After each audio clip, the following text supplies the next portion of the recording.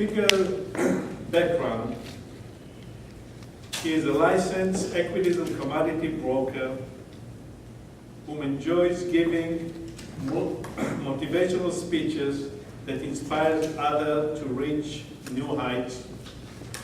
Please help me welcome Cortence Batiste.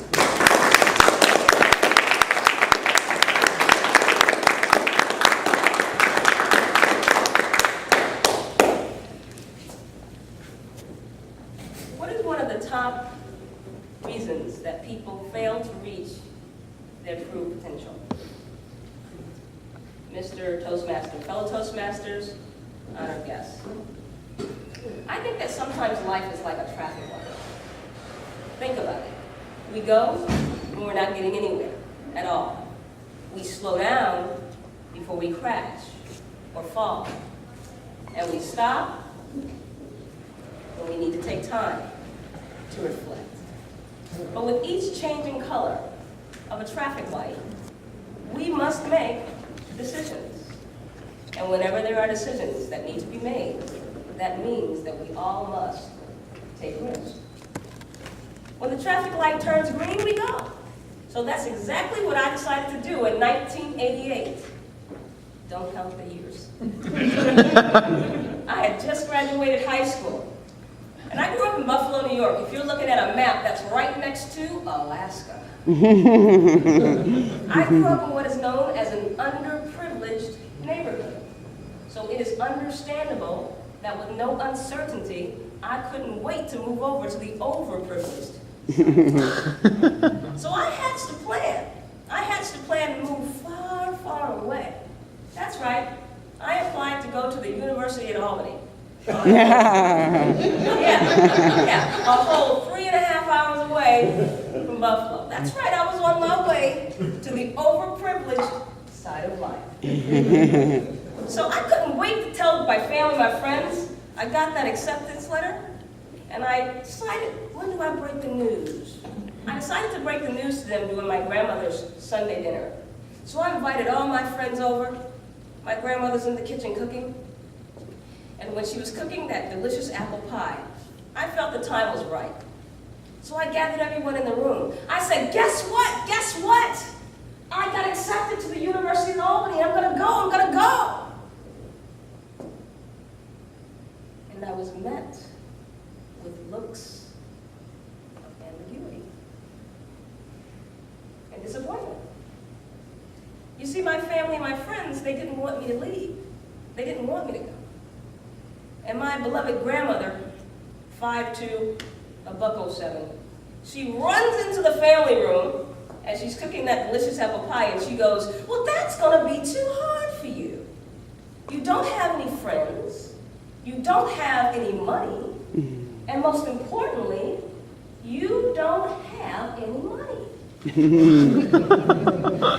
My grandma. But my traffic light was still green, and I decided to go.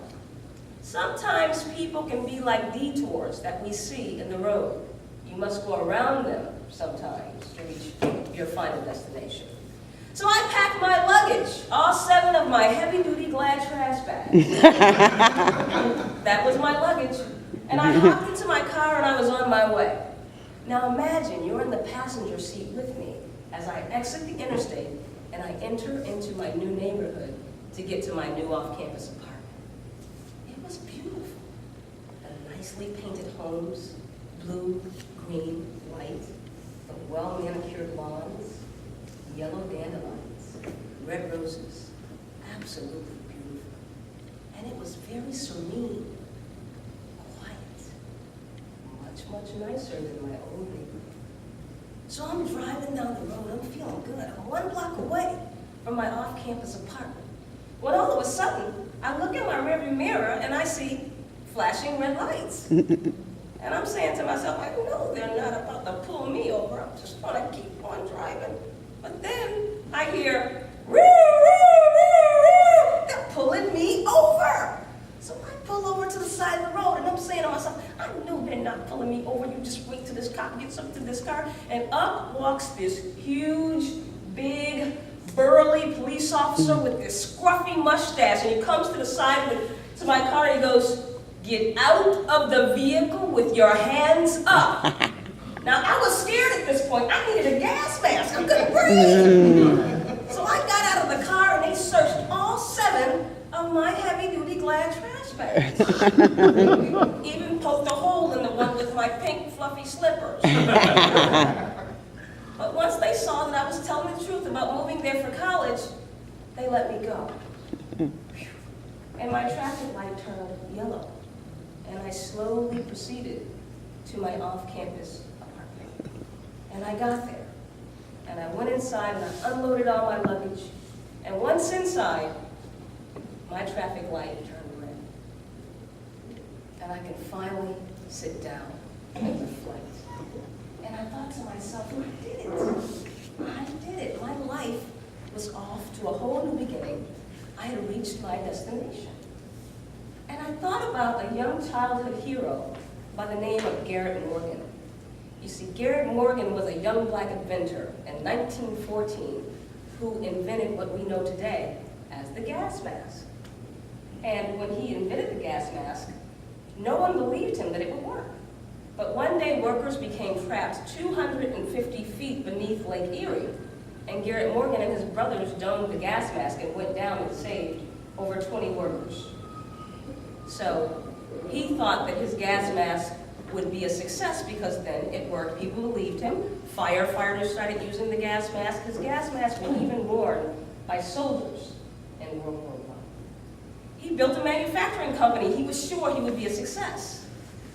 But it was 1914, and he had a suntan, and his manufacturing business failed. Garrett Morgan hit a detour in the road. But he didn't give up. He then turned his attention toward being the first African-American inventor of what we know today as the 3-colored traffic signal. And he chose the green light. Sadly enough, my grandmother, she passed away when I went off to college. But she would have been proud to know of the courage that she instilled in me without even knowing it. When you pull up to a green light, there is inevitable fear. There's risk. But when you face that fear, you use inevitable courage. And when you conquer that fear, you gain inevitable strength. What color of the traffic light are you choosing when it comes to your dreams and your aspirations? In life, there is inevitable risk. The winner of the Division 47 contest was a doctor. He had been a doctor for 10 years. And he faced risk because he realized after 10 years he didn't want to be a doctor anymore. He wanted to follow his passion. And people thought he was crazy. But guess what? He chose the green light. And when it comes to taking risk in life, I'll end with my favorite quote. If you don't risk anything, you risk even